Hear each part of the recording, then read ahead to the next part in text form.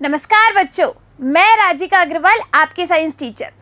चलिए जो है आज से हम एक नया सब्जेक्ट स्टार्ट करने वाले हैं। भाई सब्जेक्ट से मतलब ये नहीं है कि साइंस से बाहर चले जा रहे हैं। हमने केमिस्ट्री जो है वो कंप्लीट कर ली है। आज से हम बायोलॉजी पढ़ने वाले हैं। बायोलॉजी का सबसे पहला चैप्टर है आपका जैव प्रक्रम।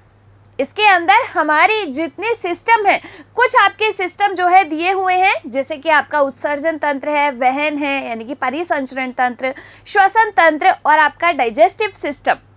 ये जो है आपके सिलेबस के अंदर है, चैप्टर के अंदर। तो इन सब के बारे में इस चैप्टर में हम पढ़ने वाले हैं। देखिए केमिस्ट्री अपनी कंप्लीट हो गई है। केमिस्ट्री का जो 5th चैप्टर है वो हटा दिया गया है, आवर्त वर्गीकरण। तो उसकी जगह आपका 5th चैप्टर अब हो गया है लाइफ प्रोसेसेस यानी कि जैव प्रक्रम। जैव प्रक्रम बेसिकली है क्या चीज़?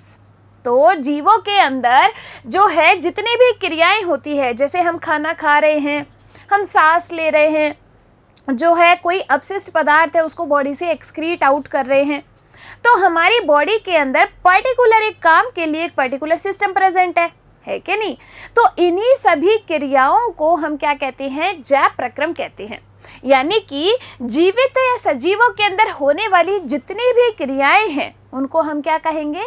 जैव प्रक्रम कहते हैं, जो कि आपका 2 वर्ड से मिलके बना है, जैव और प्रक्रम से। ठीक है, आपके इस चैप्टर के अंदर हम किस किस प्रक्रम के बारे में यानी कि किस किस सिस्टम के बारे में डिस्कस करने वाले हैं। सबसे पहला है आपका पोषण, दूसरा है आपका श्वसन, फिर हम पढ़ेंगे वहन और उत्सर्जन। देखिए सबसे पहले अपन बात करते हैं पोषण की। तो पोषण के अंदर हम पढ़ेंगे आपके पूरा डाइजेस्टिव सिस्टम यानी कि पाचन तंत्र। क्या पढ़ने वाले हैं? पाचन तंत्र पढ़ने वाले हैं, डाइजेस्टिव सिस्टम पढ़ने वाले हैं। जो भी आप खाना खा रहे हो, उस खाने को जब आप खाते हो उसका डाइजेशन किस टाइप से होता है, किस तरीके से भोजन आपका पचता है और अपशिष्ट पदार्थ बॉडी से बाहर आते हैं या बनते हैं, इसके बारे में हम इस डाइजेस्टिव सिस्टम में पढ़ने वाले हैं। देखिए इस तरीके से डाइजेस्टिव सिस्टम जो है आपके मुख गुहा से स्टार्ट होके आपके ग्रास नली से होता हुआ कहाँ? स्टमक यानी कि आमाशय से होता हुआ इस तरीके से छोटी आंत में जाता है और बड़ी आंत के अंदर जाता है, और इस तरीके से डाइजेशन जो है वो कंप्लीट होता है। इसके बारे में हम पढ़ने वाले हैं। दूसरे नंबर पे जो हम पढ़ने वाले हैं वो है अपना रेस्पिरेशन यानी कि श्वसन तंत्र। अब आप कहेंगे श्वसन का मतलब होता है केवल सांस अंदर लेना और सांस बाहर छोड़ना यानी कि ब्रीथ इन और ब्रीथ आउट। नहीं, ये कॉन्सेप्ट आपका बिल्कुल गलत है कि सांस अंदर लेना और सांस बाहर छोड़ना केवल यही रेस्पिरेशन है। श्वसन के अंदर जो है एनर्जी का निर्माण भी होता है। किसका? एनर्जी का फॉर्मेशन यानी कि ऊर्जा का निर्माण भी होता है श्वसन तंत्र के द्वारा। कैसे? तो बस वही चीज़ तो हम यहाँ पे डिस्कस करने वाले हैं। आपका जो अब तक का थ्योरी था कॉन्सेप्ट कि भाई हमने तो सांस अंदर ले ली, ऑक्सीजन अंदर चले गई, कार्बन डाइऑक्साइड बाहर आ गई और ये हमारा रेस्पिरेशन कंप्लीट हो गया। नहीं, ठीक है। तो एनर्जी फॉर्मेशन भी हम जो है इस रेस्पिरेटरी सिस्टम के अंदर पढ़ने वाले हैं। इस तरीके से जो लंग्स है वो आपके ट्रैकिया से होते हुए ये 2 लंग्स में आपके डिवाइड होता है, यानी कि 2 फेफड़े आपके प्रेजेंट है जिनके द्वारा रेस्पिरेशन की प्रोसेस जो है वो कंप्लीट होती है। 3rd नंबर पे जो हम पढ़ने वाले हैं वो है आपका सर्कुलेटरी सिस्टम यानी कि वहन। कि आपकी बॉडी के अंदर जो ब्लड है, सबसे पहले तो ब्लड के बारे में देखेंगे कि जो ब्लड है उसमें कौन कौन से कंपोनेंट है, यानी कि किस किस कंपोनेंट से, घटकों से मिलके आपका रक्त जो है वो बना है। उसके बाद जो आपका हार्ट है, हृदय है, वो आपका पंपिंग स्टेशन है। कैसे आपकी पूरी बॉडी के अंदर जो ब्लड है वो सर्कुलेट हो रहा है और कौन सा सिस्टम इसको काम करने का काम कर रहा है? सर्कुलेट करने का काम कर रहा है सर्कुलेटरी सिस्टम यानी कि परिसंचरण तंत्र। तो वो जो है हम इस सर्कुलेटरी सिस्टम के अंदर पढ़ने वाले हैं। और उसके बाद जो लास्ट में हम पढ़ेंगे वो होगा आपका उत्सर्जन तंत्र। चौथा क्या है आपका? उत्सर्जन तंत्र यानी कि एक्सक्रीटरी सिस्टम। अब ये जो आपका उत्सर्जन तंत्र होता है, इसमें जो आपका मेन ऑर्गन है वो कौन है? किडनी। क्या है? किडनी यानी कि वृक्क। तो किडनी के बारे में और जो किडनी की संरचनात्मक और क्रियात्मक इकाई है नेफ्रॉन्स, उसके बारे में हम पढ़ने वाले हैं। इस तरीके से 2 किडनी जो है हमारे अंदर प्रेजेंट होती है। अब किसी का ऐसा तो नहीं है कि केवल एक ही किडनी प्रेजेंट है, भाई सबके 2 होती है, वो बात अलग है। किसी ने आईफोन लेने के लिए 1 किडनी अपनी दे दी हो, लेकिन 2 किडनी इस तरीके से प्रेजेंट होती है और वो जो है मूत्र वाहिनी के द्वारा आगे किस में खुलती है? मूत्राशय में खुलती है, यूरिनरी ब्लैडर के अंदर। ठीक है, तो इन चारों सिस्टम के बारे में हम यहाँ पर डिस्कस करने वाले हैं। सबसे पहले हम देखते हैं पोषण के बारे में। तो पोषण जो है वो सबसे पहले हम देखेंगे प्लांट्स के अंदर और फिर हम देखेंगे किसमें, ह्यूमन बींग्स में, यानी कि मानवों के अंदर। सबसे पहले अपन बात करते हैं पोषण। तो पोषण क्या है कि भाई भोजन को अंतर्ग्रहण करने की प्रक्रिया ही क्या कहलाती है, आपकी पोषण कहलाती है। भाई खाना जो है आपने खा लिया, इसको अपन ने क्या कह दिया, खाना खाने के बाद अब इसका डाइजेशन जो है आपकी बॉडी के अंदर स्टार्ट होगा। अब इसमें बहुत सारे अंग पार्टिसिपेट करते हैं, ऐसा तो नहीं है ना कि केवल एक ही अंग जो है पूरे खाने को पचा देगा। अब बहुत सारे अंग मिलके एक तंत्र का निर्माण करते हैं जिसे हम कहते हैं पाचन तंत्र। हमने पढ़ा हुआ है ना कि बहुत सारी कोशिकाएं मिलके, कोशिकाओं का समूह जो है आपके क्या बनाता है, ऊतक बनाता है। ऊतकों का समूह मिलके आपके अंग बनाता है और अंगों का समूह मिलके आपके क्या बनाता है, अंग तंत्र बनाता है। ठीक है, तो इस तरीके से सिस्टम आपके बहुत सारे ऑर्गन्स मिलके सिस्टम बनाते हैं। देखिए, सजीवों द्वारा भोजन को ग्रहण करना, भोजन का अवशोषण करना व शरीर के अंगों के मरम्मत व अनुरक्षण का कार्य करना क्या कहलाता है, पोषण कहलाता है। आपने कोई भी चीज़ खाई, उससे आपको क्या मिली, भाई आपकी बॉडी के अंदर एनर्जी आई ना खाने से, तो वो जो खाना है उसको डाइजेस्ट करना भी ज़रूरी है। ऐसा तो है नहीं ना कि डाइजेशन के बिना ही जो है अपने काम चल जाएगा, भाई डाइजेशन भी तो ज़रूरी है, कोई भी चीज़ खाई उसका। तो ये क्या कहलाता है, आपका पोषण कहलाता है।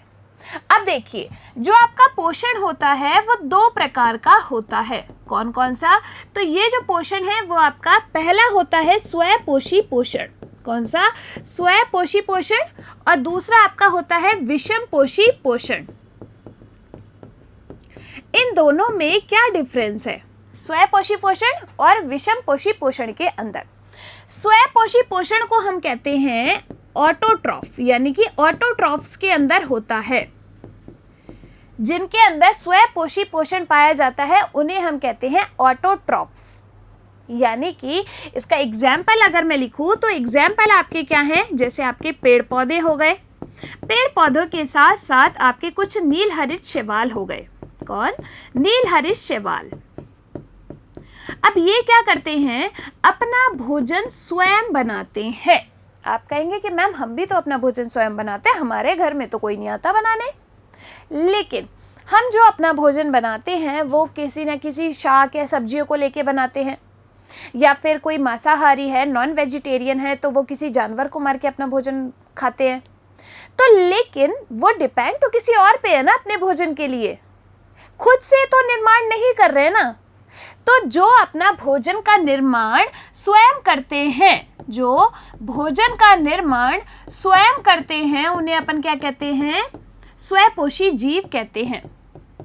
जैसे आपके ग्रीन प्लांट्स यानी कि पेड़ पौधे, ये क्या करते हैं, तो ये सूर्य के प्रकाश की उपस्थिति में अपने भोजन का निर्माण स्वयं करते हैं। किसकी उपस्थिति में, सूर्य के प्रकाश की उपस्थिति में। और उस प्रक्रिया को हम क्या कहते हैं, फोटोसिंथेसिस।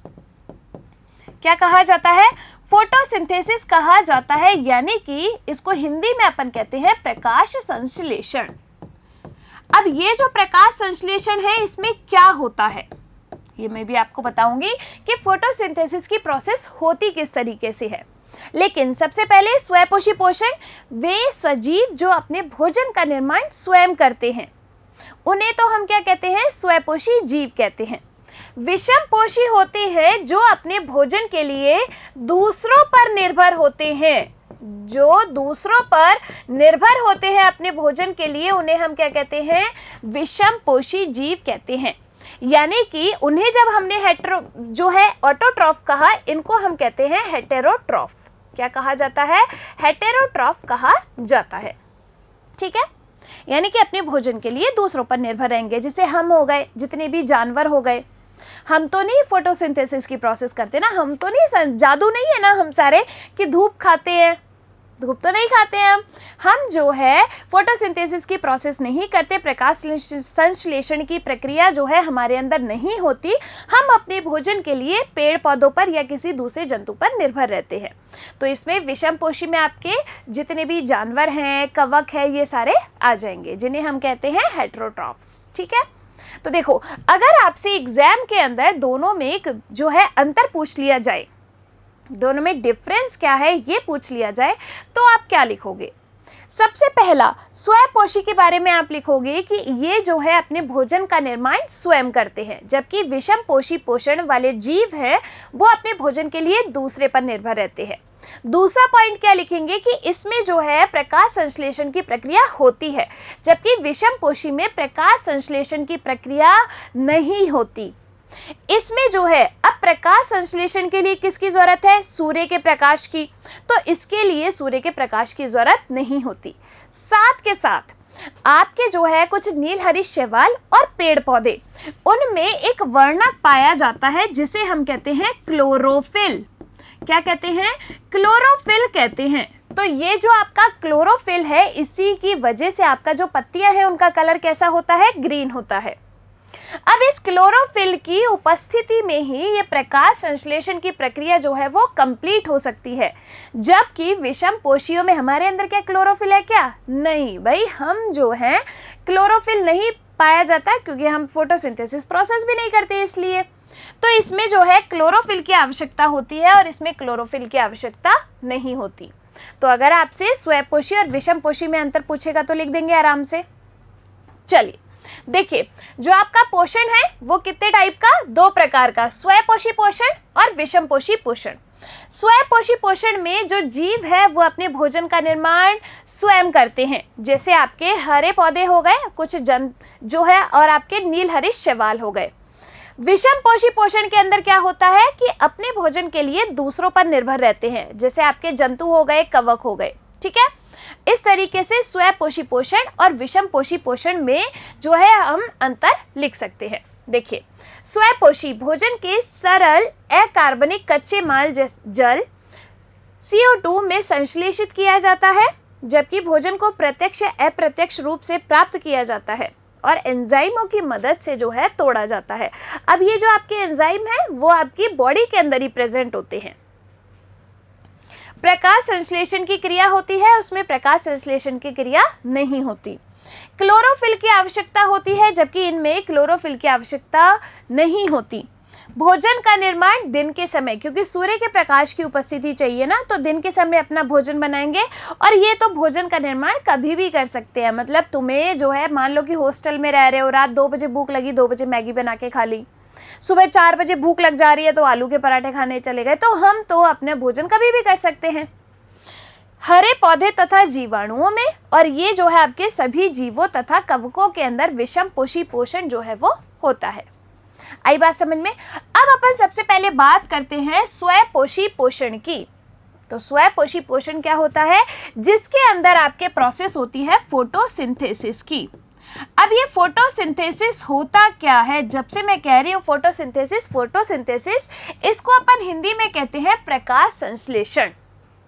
अब इसमें क्या करते हैं, जो आपके ग्रीन प्लांट्स होते हैं, हरे पेड़ पौधे होते हैं, वो वातावरण में उपस्थित कार्बन डाइऑक्साइड और जल, इनको क्या करते हैं? ग्रहण करते हैं। और किसकी उपस्थिति में? सूर्य के प्रकाश की उपस्थिति में, यानी कि सनलाइट की उपस्थिति में, और क्लोरोफिल की उपस्थिति में जो है क्या बनाते हैं? कार्बोहाइड्रेट का निर्माण करते हैं। तो कार्बोहाइड्रेट का मतलब होता है बच्चे शर्करा, यानी कि शुगर। तो आपका जो ग्लूकोज है, सुक्रोज है, माल्टोज है, ये सब क्या है? आपके कार्बोहाइड्रेट है, शर्कराएं हैं। ठीक है, तो ये किसका निर्माण करता है? कार्बोहाइड्रेट का, C6H12O6, यानी कि ग्लूकोज बनाता है। साथ के साथ आपके ऑक्सीजन और पानी की बूंदों के रूप में जो है निष्कासन। यानी कि इन्होंने क्या किया? कार्बन डाइऑक्साइड ली, पानी लिया, और जो है किसका निर्माण कर लिया?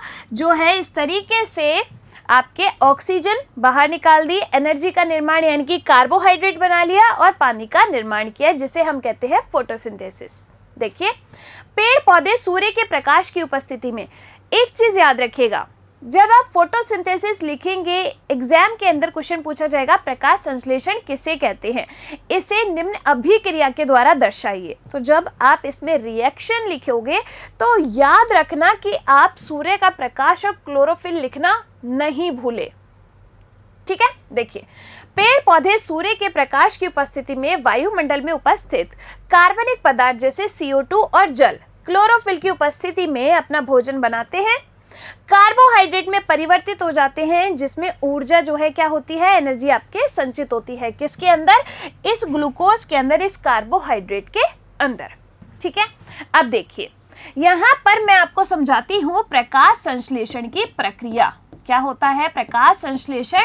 इसको अपन कहते हैं फोटोसिंथेसिस। देखिए प्रकाश संश्लेषण में आपके जो पेड़ पौधे हैं वो क्या लेंगे भाई? Carbon dioxide. सुना है ना कि जो पेड़ पौधे हैं वो कार्बन डाइऑक्साइड ग्रहण करते हैं और ऑक्सीजन जो है वो बाहर निकालते हैं, पता है ना ये आपको। तो ये क्या करते हैं? कार्बन डाइऑक्साइड और जल। आप कहेंगे कि मैम इसमें आपने 6 और 12 क्यों लिखा है? मैंने केवल समीकरण को संतुलित करने के लिए यहाँ पर 6 और 12 लगाया है। ठीक है, समीकरण संतुलित करना हम सीख चुके हैं केमिस्ट्री के चैप्टर्स में। ठीक है, देखिए अब यहाँ पर ये किसकी उपस्थिति में? सूर्य के प्रकाश की उपस्थिति में और क्लोरोफिल की उपस्थिति में। देखो क्लोरोफिल और क्लोरोप्लास्ट, बच्चे जो है अक्सर इस चीज में कंफ्यूज्ड रहते हैं कि मैम क्लोरोफिल और क्लोरोप्लास्ट एक ही तो चीज है। नहीं, देखिए क्लोरोप्लास्ट जो है वो आपका क्या है? कोशिका अंग है। क्लोरोप्लास्ट क्या है? एक सेल ऑर्गेनेलीज है, यानी कि आपका कोशिका अंग है। इस कोशिका अंग के अंदर जो है एक वर्णक पाया जाता है, उसे हम क्या कहते हैं? क्लोरोफिल कहते हैं। और वर्णक का क्या काम होता है? कलर देने का। तो इसी क्लोरोफिल की वजह से जो पत्तियां हैं उनका कलर कैसा होता है? ग्रीन होता है। अब पत्तियां ही तो भोजन का निर्माण करती है ना, किसकी उपस्थिति में? क्लोरोफिल की उपस्थिति में। तो ये क्या करते हैं? सूर्य का प्रकाशक क्लोरोफिल की उपस्थिति में कार्बोहाइड्रेट, तो कार्बोहाइड्रेट C6H12O6 जो क्या है यहाँ पर आपकी एनर्जी है, यानी कि ऊर्जा है, ग्लूकोज है, साथ में ये जो है ऑक्सीजन गैस बाहर निकालते हैं और आपके पानी की बूंदों के रूप में जल का निष्कासन करते हैं। तो ये क्या है? आपके फोटोसिंथेसिस की प्रोसेस है। आई बात समझ में? एग्जाम में क्वेश्चन पूछेगा प्रकाश संश्लेषण किसे कहते हैं, इसे अभिक्रिया के द्वारा दर्शाइए। तो आपको इस तरीके से अभिक्रिया जो है वहां पर लिखकर आनी पड़ेगी। ठीक है, चलिए देखिए ये आपके क्या है? फोटोसिंथेसिस। इसमें क्या हो रहा है कि ये जो पत्तियां हैं इन्होंने क्या किया? सूर्य के प्रकाश की उपस्थिति में और क्लोरोफिल की उपस्थिति में कार्बन डाइऑक्साइड और पानी उसको ग्रहण किया और किसका निर्माण किया? ऑक्सीजन का, शुगर का मतलब शर्करा, यानी कि कार्बोहाइड्रेट ग्लूकोज, और साथ के साथ पानी की बूंदों के रूप में जो है पानी का निष्कासन किया। तो ये क्या हुई? आपके प्रकाश संश्लेषण की प्रक्रिया हुई। आई कैन यही बात समझ में? देखिए अब आपको पता है कि जब हमारे अंदर एनर्जी का यानी कि ऊर्जा का निर्माण होता है तो हम हैंड टू हैंड तो सारी ऊर्जा काम में नहीं लेते हैं ना। ऐसा तो नहीं है ना कि जब आपने खाना खाया और आपको फिर काम करना है, आपने सारी खाना खा के काम कर लिया, फिर आपको दोबारा कोई काम करना है तो दोबारा आपने खाना खाया, एनर्जी बनी आपके बॉडी में, फिर आपने काम किया। ऐसा तो नहीं है ना। आप सुबह का खाए शाम को खाते हैं, यानी कि वो जो एनर्जी है वो आपकी बॉडी में कहीं ना कहीं किसी न किसी रूप में स्टोर्ड रहती है। रहती नहीं रहती? अपन क्या करते हैं? अचार बनाते हैं। अचार हैंड टू हैंड तो पूरा नहीं खाते हैं ना, उसको सालों तक स्टोर करके रखते हैं ना, क्योंकि जब ज़रूरत पड़ेगी तब अपन उसको खा लेंगे। ऐसा ही होता है। ऐसे ही जो एनर्जी है वो हैंड टू हैंड सारी यूज़ में नहीं ली जाती। जो ऊर्जा है वो संचित रूप में हमारी बॉडी के अंदर भी और प्लांट्स की बॉडी के अंदर भी स्टोर्ड रहती है। हमारी बॉडी के अंदर जो ग्लूकोज है वो किस फॉर्म में संचित रहता है? ग्लाइकोजन की फॉर्म में संचित रहता है हमारी बॉडी के अंदर। और कहाँ पर? किस ऑर्गन में? तो या तो आपके यकृत में यानी कि लीवर और मसल्स में। किसमें? लीवर और मसल्स में ये स्टोर्ड रहता है ग्लाइकोजन की फॉर्म में, ग्लूकोज अपने शरीर में। बात करते हैं अपन पेड़ पौधों की। तो ये जो पेड़ पौधे हैं इनके अंदर ये भोजन, ये जो कार्बोहाइड्रेट है वो मंड के रूप में, किसके रूप में? मंड के रूप में संचित रहता है और जब इनको जरूरत होती है ये यूज में ले लेते हैं, जैसे हमें। ठीक है, तो देखिए 6 CO2 यानी कि कार्बन डाइऑक्साइड और जल ग्रहण किया सूर्य के प्रकाश और क्लोरोफिल की उपस्थिति में। किसका निर्माण? कार्बोहाइड्रेट का और ऑक्सीजन का और पानी का जो है इन्होंने निर्माण कर लिया। ये क्या हुई? आपकी फोटोसिंथेसिस हो गया। आ गई बात समझ में? अगर इसको फ्लो चार्ट में हम समझे तो देखिए, क्लोरोफिल द्वारा प्रकाश ऊर्जा का अवशोषण, प्रकाश ऊर्जा को रासायनिक ऊर्जा में परिवर्तित करना तथा जल अणुओं का ऑक्सीजन व हाइड्रोजन में अपघटन, और फिर कार्बन डाइऑक्साइड का जो है कार्बोहाइड्रेट के अंदर अपचयन। और इस तरीके से आपके क्या बन गया? जो है कार्बोहाइड्रेट, ऑक्सीजन और पानी बन गया। ठीक है। अब ये सारा जो फोटोसिंथेसिस की प्रोसेस है वो की किसने? भाई पत्ती ने की ना, लीव्स के द्वारा जो है ये अपनी प्रोसेस कंप्लीट हुई, तो उनको पढ़ना भी तो ज़रूरी है ना। तो ये यहाँ पर अपना आता है पत्ती की अनुप्रस्थ काट का चित्र। देखिए, पत्तियों के अंदर एक कोशिका अंग मौजूद है जिसे हम क्या कहते हैं? क्लोरोप्लास्ट कहते हैं। अब इस क्लोरोप्लास्ट में एक वर्णक पाया जाता है जिसे हम क्या कहते हैं? क्लोरोफिल कहते हैं। और इसी क्लोरोफिल की वजह से ही जो पत्तियों का कलर है वो कैसा होता है? हरा रंग होता है। साथ के साथ ये आपके क्या करता है? प्रकाश संश्लेषण की प्रक्रिया भी करता है। ठीक है, आ गई कि नहीं आ गई बात समझ में? अब चलिए देखिए, इस जो आपकी पत्ती है यानी कि लीफ है, उसकी स्ट्रक्चर में कौन कौन सी जो है संरचनाएं पाई जाती हैं। देखिए, ये जो है आपके इस तरीके से आपने कभी जो है अपने जीवन में पत्ती तो बनाई होगी, बनाई या नहीं बनाई? इस तरीके से एक बीच में लाइन खींच देते हो और ये इस तरीके से छोटी छोटी लाइंस इसमें निकाल देते हो। तो ये जो आपकी पत्ती है इसको अपन क्या कहते हैं? पर्णपटल कहते हैं। तो जो आपको पूरी दिखती है ना ग्रीन कलर की, वो क्या है? आपकी पर्णपटल। अब जो बीच में एक मोटी सी लाइन जाती है ना, उसे हम क्या कहते हैं? मध्य शिरा कहते हैं। बीच में जो मोटी लाइन है ना, उसको क्या कहते हैं? मध्य शिरा। अब इस मध्य शिरा से निकली हुई ये छोटी छोटी लाइंस आपको नजर आती है, इन्हें हम क्या कहते हैं? इनको कहते हैं शिराएं। ठीक है, आई नहीं आई बात समझ में? देखो यहाँ पर, अब यहाँ पर कुछ ऊतक पाए जाते हैं इधर, तो आपको नजर आ रहे हैं फ्लोएम व जाइलम संवहन बंडल, यानी कि जाइलम और फ्लोएम जो है आपके क्या है? ऊतक है। अब ये क्या काम करेंगे? ये जो आपके टिश्यू हैं वो क्या काम करते हैं? तो देखो, जैसे जाइलम, और ये क्या करेगा? जल का संवहन करेगा। किसका? जल का संवहन, यानी कि वाटर ट्रांसपोर्ट का काम कौन करेगा? जाइलम करेगा। जैसे जाइलम जैसे जल। ठीक है, और जो अपने खाद्य पदार्थ है उनका संवहन कौन करेगा? फ्लोएम करेगा। खाद्य पदार्थों का संवहन फ्लोएम करेगा। ठीक है, तो ये क्या है आपके? ये है आपके टिश्यू यानी कि ऊतक। ठीक है, संवहन ऊतक है ये। देखिए यहां पर आपको नजर आ रहे हैं फ्लोएम और जाइलम। इसके बाद ये जो है इस पे एक परत पाई जाती है जिसे हम क्या कहते हैं? Cuticle layer. जो है ऐसे मोम जैसी स्ट्रक्चर होती है उसको हम कहते हैं क्यूटिकल। ये जो है आपको ये वाली स्ट्रक्चर नजर आ रही है, ये क्या है? आपकी ऊपरी बाह्य त्वचा यानी कि एक्सटर्नल जो लेयर है वो है। इसके बाद ये जो आपको नजर आ रही है वो क्या है? निचली, नीचे की साइड निचली, अंदर की साइड, और ऊपर की साइड ऊपरी बाह्य त्वचा। ये जो आपको इस तरीके से नजर आ रहे हैं छोटे छोटे, ये क्या है? ये है क्लोरोप्लास्ट। क्या है ये? क्लोरोप्लास्ट, जिनके अंदर क्या प्रेजेंट है? क्लोरोफिल प्रेजेंट है। तभी तो आपके जो है अंदर ये ग्रीन ग्रीन नजर आ रहे हैं, क्लोरोफिल की वजह से। ठीक है, आई नहीं आई बात समझ में? ये जो है क्या है? वायु कोश यानी कि एयर सैक है, और ये क्या है? आपके द्वार कोशिकाएं हैं, गार्ड सेल्स हैं। और इस तरीके से ये जो आपकी लीफ की स्ट्रक्चर है उसकी अनुप्रस्थ काट है वो कुछ इस तरीके से दिखती है। ठीक है, आई बात समझ में? देखिए आगे चलते हैं। कुछ कोशिकाओं में हरे रंग के बिंदु दिखाई देते हैं। ये बिंदु कोशिका अंग है जिन्हें हम क्या कहते हैं? क्लोरोप्लास्ट कहते हैं। इनमें क्या होता है? क्लोरोफिल, और क्लोरोफिल की वजह से ही जो है आपके पत्तियों का कलर हरा होता है, और इसी की वजह से आपके प्रकाश संश्लेषण की प्रक्रिया जो है वो कंप्लीट होती है। इसके बाद जो है पत्तियों के अंदर इस तरीके से जो है कुछ स्ट्रक्चर पाई जाती है जिन्हें हम क्या कहते हैं, छोटी छोटी छिद्र जैसी स्ट्रक्चर पाई जाती है, जिन्हें हम कहते हैं रंध्र। क्या कहते हैं, रंध्र। इनको कहा जाता है स्टोमेटा।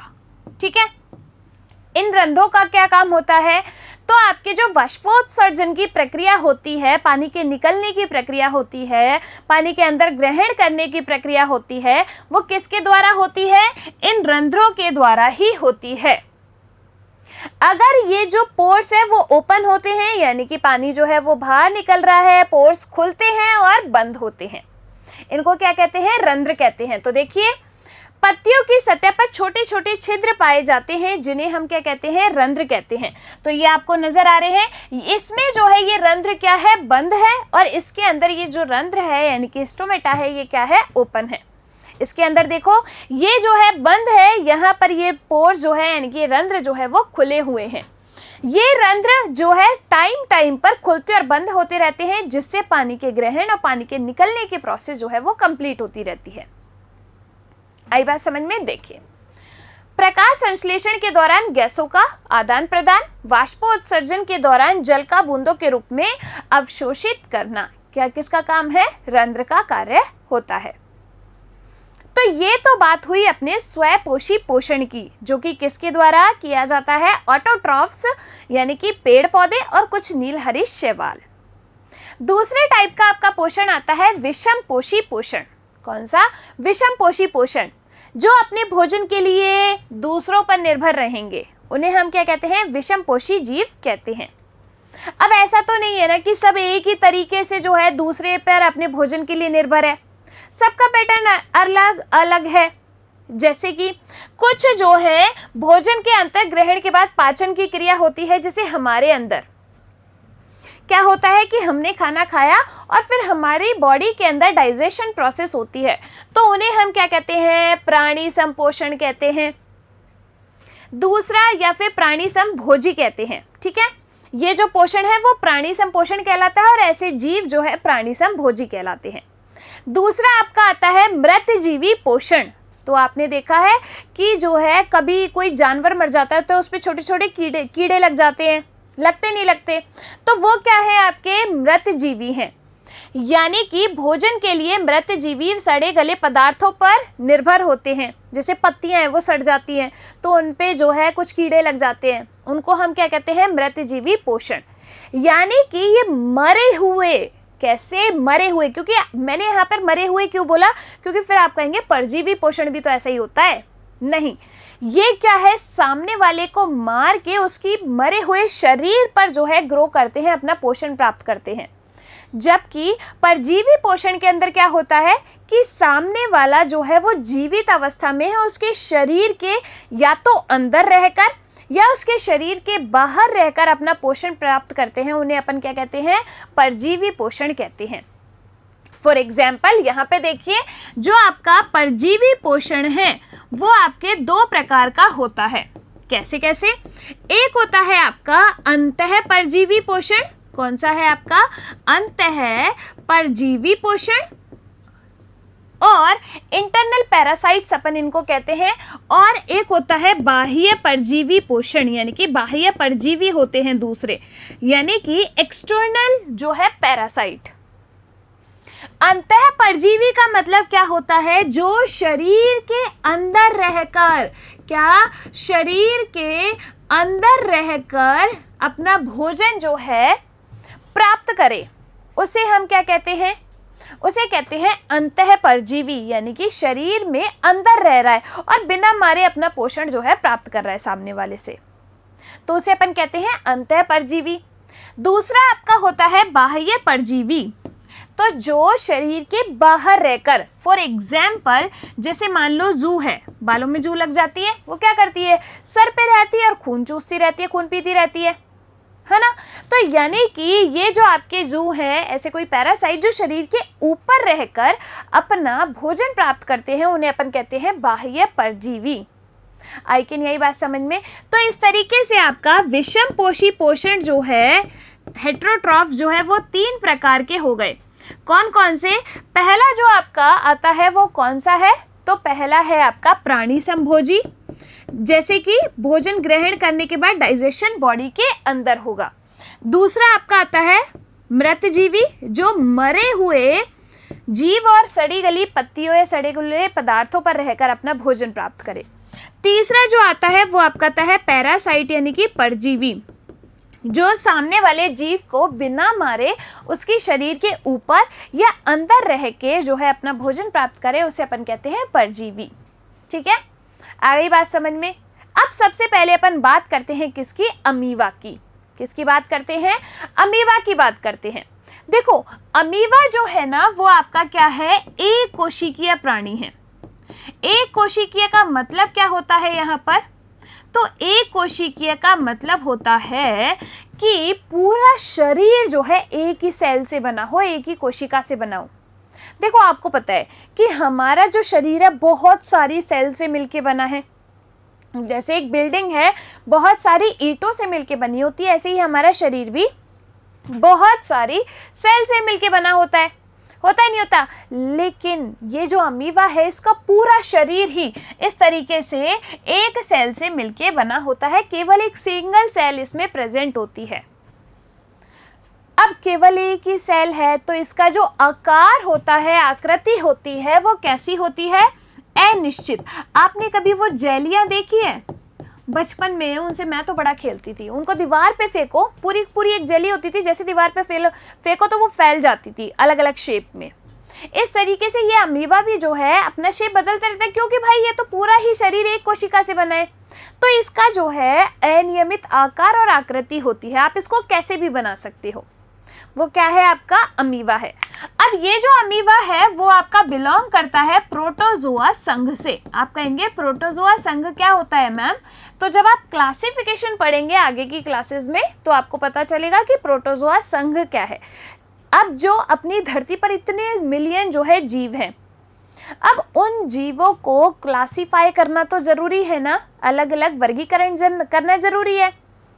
आपने देखा होगा कि पंचजगत प्रणाली भी हम पढ़ते हैं, जिसमें सारे जो जीव हैं उनको 5 कैटेगरीज में, 5 उनमें डिवाइड करते हैं, मुनेरा, प्रोटिस्टा, फंजाई, प्लांटी और एनिमेलिया में। वो आप जो है बड़ी क्लासेस में पढ़ेंगे।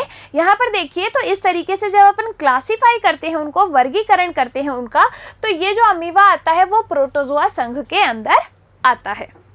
ठीक है, देखिए अमीबा एक कोशिकीय प्राणी है। प्रोटोजोआ संघ का क्या होता है, सदस्य अनिश्चित आकार होता है। नदियों, तालाब और झीलों में क्या होता है, ये उपस्थित। कुछ इस तरीके का जो अमीबा है वो आपको नजर आता है। अब इस अमीबा के अंदर पोषण कैसे होता है, यानी कि ये अपना भोजन प्राप्त कैसे करता है। आपने कहा कि मैम इसमें तो पूरा शरीर ही एक कोशिका से बना है, तो क्या इसके पास ऐसे कोई ऑर्गन है, ऐसा कोई सिस्टम है कि ये अपना भोजन ले सके और उसको डाइजेस्ट कर सके, ये दिमाग में क्वेश्चन आता है। तो ये क्या करता है कि जब इसको अपने आसपास अपना भोजन नजर आता है तो ये जो है अपने स्यूडोपोडिया यानी कि जो है एक तरीके से झूठे पैर जो है उनको निकालता है, जिन्हें अपन क्या कहते हैं, स्यूडोपोडिया कहते हैं। ये क्या करता है, इस तरीके से अपने कूट पात जो है उनको निकालता है और उस, जैसे मान लो कि ये भोजन है, ठीक है, ये भोजन है, इसको इस तरीके से जो है ये एनगल्फ कर लेता है, ये कूट पादों को आगे बढ़ाएगा और इस तरीके से इसको एनगल्फ कर लेगा, यानी कि अंदर ग्रहण कर लेगा। तो अब इसके अंदर डाइजेशन हो जाएगा पूरे खाने का, और जो अवशिष्ट पदार्थ है ये अपनी सतह के द्वारा बाहर रिलीज कर देता है। देखिए किस तरीके से, तो भोजन को पादाप की सहायता से घेरता है, फिर खाद्य रिक्तिका यानी कि इसमें बन जाती है फूड वैक्यूल। तो इस तरीके से इसने क्या किया, ये क्या है, भोजन है, ठीक है, ये आपका क्या है, अमीबा। इसने क्या किया, इस भोजन को इन कूट पादों की सहायता से घेर लिया यूं। अब इसमें क्या बन गई, खाद्य रिक्तिका बन गई, यानी कि आपके फूड वैक्यूल बन गया। अब ये फूड वैक्यूल बना और इसने इसको क्या कर लिया, एनगल्फ कर लिया और इस तरीके से अपना भोजन जो है वो ग्रहण कर लिया। देखिए जटिल पदार्थ का विघटन सरल पदार्थ में, और जो भी आपका अपशिष्ट इसका अपच पदार्थ है उसको कोशिका की सतह की ओर गमन कर दिया और बॉडी से बाहर निकाल दिया। अपच का शरीर के बाहर निष्कासन। आई कि नहीं, यही बात समझ में। तो इस तरीके से अमीबा में जो पोषण है वो कंप्लीट होता है। दूसरा हम देखते हैं पैरामीशियम के अंदर पोषण। किसके अंदर, पैरामीशियम के अंदर। ये जो पैरामीशियम है ये भी आपका कैसा होता है, एक कोशिकीय जीव है। कैसा है? एक कोशिकीय जीव है, यानी कि इसका जो शरीर है वो भी एक कोशिका से मिलके बना है। इसकी जो शेप होती है वो कैसी होती है? चप्पल के आकार का होता है। कैसा? चप्पल के आकार का। ठीक है। कौन? पैरामीशियम। ये जो है इसका निश्चित आकार है, लेकिन अमीबा का निश्चित आकार नहीं होता। देखिए यहाँ पर जो है ये किसका डायग्राम है? आपका पैरामीशियम का। किसका? पैरामीशियम का। चप्पल की जैसी इसकी स्ट्रक्चर होती है। देखो इसकी बॉडी पर इस तरीके से छोटे छोटे जो है बाल प्रेजेंट होते हैं। इन हेयर लाइक स्ट्रक्चर्स को हम क्या कहते हैं? सीलिया कहते हैं। क्या कहते हैं? सीलिया कहते हैं, यानी कि पक्षमाप कहते हैं। ठीक है। क्या कहते हैं? सीलिया। देखिए पक्षमाप कोशिका की पूरी सतह को ढके रहते हैं, तो ये सीलिया हेयर लाइक स्ट्रक्चर इसकी पूरी बॉडी पर पाई जाती है। भोजन विशिष्ट स्थान से जो है ये क्या करता है? ग्रहण करता है। एक पर्टिकुलर जगह होती है जहां से ये अपना भोजन जो है वो ग्रहण करता है। देखो ये क्या है? ओरल ग्रूव, यानी कि जो है ओरल ग्रूव है, यानी कि मुख गुहा है। इसके द्वारा इसने भोजन को क्या कर लिया? अंदर ग्रहण कर लिया। ठीक है। और इस तरीके से पैरामीशियम के अंदर जो है पोषण होता है। आई कि नहीं आई बात समझ में? तो यहाँ हमने देख लिया पोषण के बारे में कि पोषण किसे कहते हैं। तो भोजन का अंतर्ग्रहण क्या कहलाता है? आपका पोषण कहलाता है। ये दो टाइप का हमने देखा, एक होता है स्वपोषी पोषण, दूसरा आपका होता है विषमपोषी पोषण। स्वपोषी पोषण में जो जीव है वो अपने भोजन का निर्माण स्वयं करते हैं। किसकी उपस्थिति में? तो सूर्य के प्रकाश की उपस्थिति में, क्लोरोफिल की उपस्थिति में। तो यानी कि इनके अंदर कौन सी प्रोसेस होती है? फोटोसिंथेसिस, यानी कि प्रकाश संश्लेषण की प्रक्रिया, जिसके अंदर ये क्या करते हैं? वायुमंडल में उपस्थित कार्बन डाइऑक्साइड और पानी को ग्रहण करते हैं सूर्य के प्रकाश और क्लोरोफिल की उपस्थिति में। और ये जो है किसका निर्माण करते हैं? शर्करा, यानी कि आपके कार्बोहाइड्रेट C6H12O6 ग्लूकोज का निर्माण, साथ के साथ जो है ऑक्सीजन गैस बाहर छोड़ते हैं और आपके पानी जो है जल की बूंदों के रूप में निष्कासित होता है। ये हुई आपकी फोटोसिंथेसिस की प्रक्रिया, प्रकाश संश्लेषण की प्रक्रिया, जो कि करते हैं आपके पेड़ पौधे। इसके बाद अपन आते हैं विषमपोषी पोषण। तो जो जीव अपने भोजन के लिए दूसरे पर निर्भर रहते हैं उसे अपन क्या कहते हैं? विषमपोषी जीव कहते हैं, यानी कि हेटेरोट्रॉफ्स। इनको हम 3 कैटेगरीज में डिवाइड करते हैं। कौन कौन सी कैटेगरी है? पहला है आपका प्राणी संभोजी, जो अपने भोजन को ग्रहण करते हैं और डाइजेशन उनकी बॉडी के अंदर कंप्लीट होता है। दूसरा आपका आता है मृतजीवी पोषण। तो जो कोई जानवर है या जीव है वो किसी मृत शरीर पर रहकर अपना भोजन ग्रहण करे, उसे अपन कहते हैं मृतजीवी पोषण। तीसरा आपका आता है परजीवी पोषण। तो जो है एक जीव दूसरे जिंदा जीव के शरीर के अंदर या बाहर रहकर अपना भोजन प्राप्त करे, उसे अपन कहते हैं परजीवी पोषण। अगर शरीर के अंदर रह के भोजन प्राप्त करे तो अंतः परजीवी, और बाहर रह के करे तो बाह्य परजीवी। इसके बाद हमने देखा अमीबा के अंदर पोषण। तो अमीबा क्या है? आपका एक कोशिकीय प्राणी है, अनिश्चित आकार होता है, प्रोटोजोआ संघ से बिलोंग करता है, और ये क्या करता है? कूट पादों की सहायता से, स्यूडोपोडिया की सहायता से अपना भोजन जो है वो ग्रहण करता है।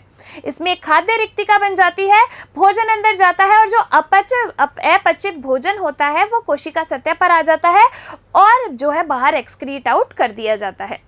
पैरामीशियम क्या है? एक कोशिकीय प्राणी है, लेकिन इसका आकार जो है वो निश्चित होता है, चप्पल के आकार का ये होता है। इसमें जो है पूरी बॉडी पर क्या पाए जाते हैं? पक्षमाप प्रेजेंट होते हैं, सीलिया प्रेजेंट होते हैं, और ये अपने भोजन का ग्रहण कैसे करते हैं? एक विशेष पर्टिकुलर जगह से करते हैं। यहाँ पर हमने प्लांट्स के अंदर अमीबा और पैरामीशियम के अंदर पोषण देख लिया। अगली क्लास के अंदर हम बात करेंगे मनुष्यों में पोषण की। तो तैयार रहिएगा, बहुत अच्छा टॉपिक है, बहुत अच्छा चैप्टर है। बायोलॉजी की शुरुआत बहुत बढ़िया से हो गई है, अच्छे से अपन इसको पढ़ेंगे। चलिए इसको जो है रिवाइज करते रहिए, खुश रहिए, स्वस्थ रहिए।